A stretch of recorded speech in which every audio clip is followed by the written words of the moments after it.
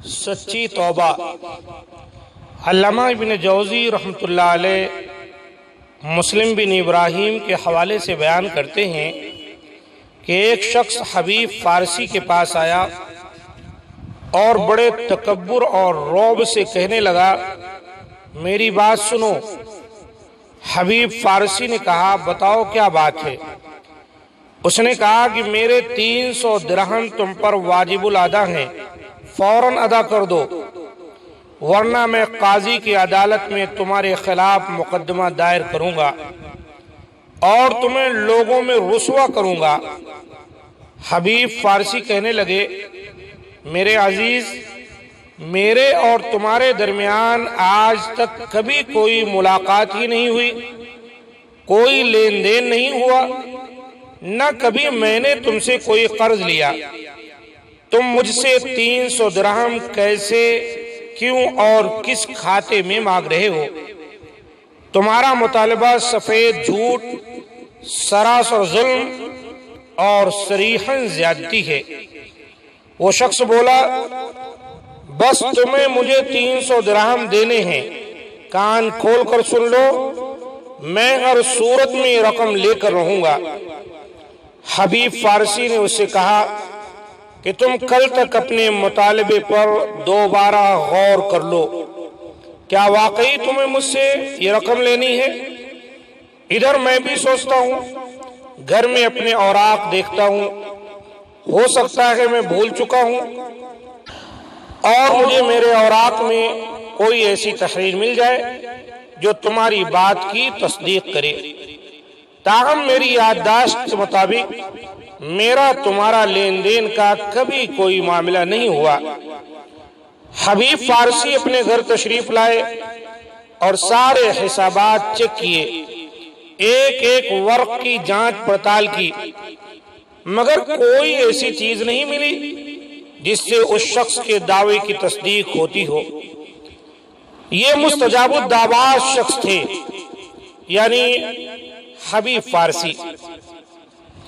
آدھی رات کے بعد انہوں نے وضو کیا، مصلی پر کھڑے ہوئے، 2 رکعت نماز پڑھی، پھر اللہ کی بارگاہ میں ہاتھ پھیلا دیے اور اس طرح دعا مانگی، اے اللہ، اگر یہ شخص اپنے قول میں سچا ہے تو پھر مجھے اس کا حق واپس کرنے کی توفیق عطا فرما، اور اگر یہ جھوٹا ہے تو اس کے ہاتھ شل کر دے تاکہ لوگوں کو میرا سچ اس کا جھوٹ معلوم ہو جائے۔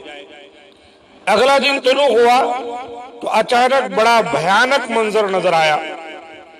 اس شخص کو لوگوں نے اپنے کندھوں پر اٹھایا ہوا تھا، کیونکہ اس پر فالج کا حملہ ہو گیا تھا اور اس کا آدھا جسم بالکل شل ہو گیا تھا۔ اس شخص نے آتے ہی حبیب فارسی سے کہا کہ کیا آپ نے پہچانا؟ میں وہی شخص ہوں جس نے کل آپ سے دھوس، دھاندلی اور زیادتی کرتے ہوئے 300 درہم مانگے تھے۔ سچ مچ وہ میرا حق نہیں تھا جو میں آپ سے مانگ رہا تھا، نہ میں نے آپ کو بطور امانت دیے، نہ آپ نے مجھ سے کوئی قرض لیا، نہ میرا آپ سے کوئی لین دین تھا۔ بس میرے جی میں آئی کہ آپ چونکہ ایک معروف اور شریف آدمی ہیں، لوگوں میں آپ کی بڑی عزت اور شہرت ہے، اس لیے آپ میری دھمکی میں آ جائیں گے اور اپنی عزت بچانے کے لیے میرا مطالبہ پورا کر دیں گے۔ حبیب فارسی نے اس سے کہا، کیا تم دوبارہ ایسی حرکت کرو گے؟ مجھے یا کسی اور مسلمان کو اسی طرح ناجائز تنگ کرو گے اور اس سے غلط اور ناحق مطالبہ کرو گے؟ اس نے کہا، ہرگز نہیں، میں توبہ کرتا ہوں، میں وعدہ کرتا ہوں کہ اب کبھی ایسی حرکت نہیں کروں گا۔ حبیب فارسی نے دوبارہ بارگاہ الہی میں ہاتھ اٹھا دیے اور نہایت لجاجت سے عرض کرنے لگے، اللہم ان کان صادقا فالبسہ العافیہ، اے اللہ اگر یہ اپنے قول و قرار میں سچا ہے تو اسے شفا یاب کر دے۔ یہ دعا کرنے کی دیر تھی کہ وہ شخص یکدم اپنے قدموں پر کھڑا ہو گیا۔ اس کا مفلوج بدن اللہ تعالی نے اپنے فضل و کرم سے کسی علاج کے بغیر ہی ٹھیک کر دیا۔ پھر وہ یوں چلنے لگا جیسے اسے کبھی کچھ ہوا ہی نہیں تھا۔ ظالم کا عبرتناک انجام۔ ابو قلابہ رحمۃ اللہ علیہ بیان کرتے ہیں کہ میں ایک مرتبہ اپنے دوستوں کے ساتھ شام کے علاقے میں تھا کہ میں نے ایک شخص کی آواز سنی۔ وہ چلا چلا کر کہہ رہا تھا، یا ویلہ النار، ہائے بربادی، آگ آگ۔ موصوف فرماتے ہیں میں اس کے پاس گیا تو دیکھا اس شخص کے دونوں ہاتھ کٹے ہوئے تھے، آنکھوں سے نابینا تھا اور منہ کے بل زمین پر پڑا بڑبڑا رہا تھا۔ میں نے اس سے پوچھا کہ تمہارا یہ حشر کیسے اور کیوں ہوا؟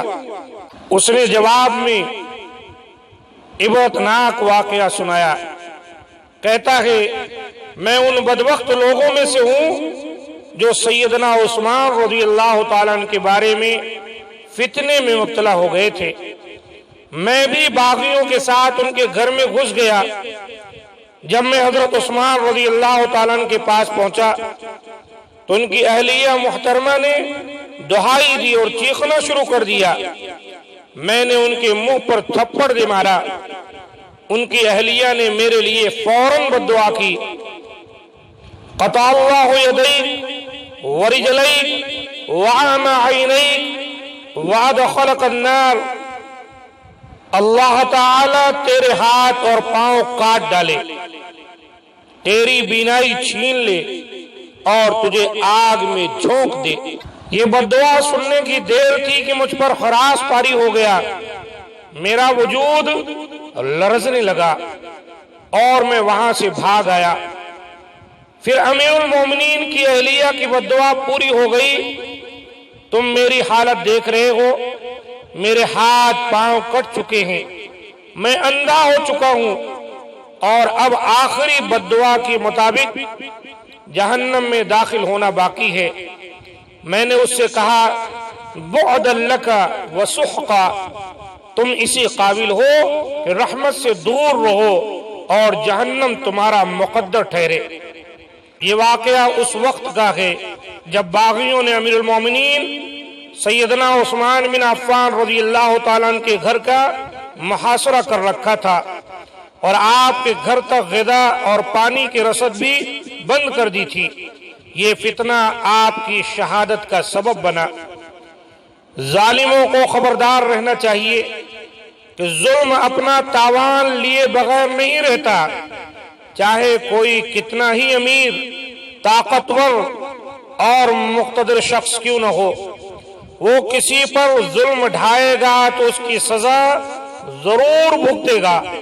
قرآن اور حدیث کے اوراق بتلاتے ہیں کہ ظالم کو کبھی فلاح نصیب نہیں ہوتی۔ وہ اس فنا پذیر دنیا میں بھی ہولناک انجام کا شکار ہوتا ہے اور آخرت میں بھی اسے قادر و عادل پروردگار کے حضور اپنی سفاکیوں کا جواب دینا پڑے گا۔